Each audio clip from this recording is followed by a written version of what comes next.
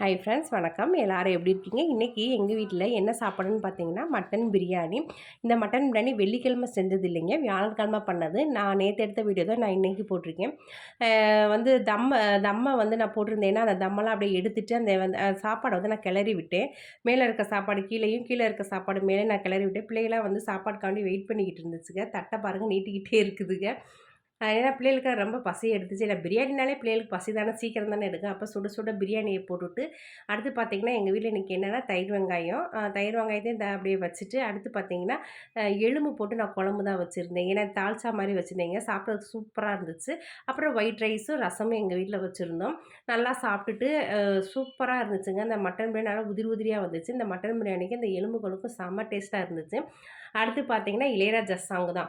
நான் வந்து என்ன பண்ணேன், சாப்பாடு எடுத்து ஹாலுக்கு வந்துட்டேன். இளையராஜா சாங்ஸை பார்த்துக்கிட்டே வந்து சாப்பிடும்போது செம்ம சாப்பாடு உள்ளே போனதே தெரிலங்க. அவ்வளோ டேஸ்ட்டாக இருந்துச்சுங்க.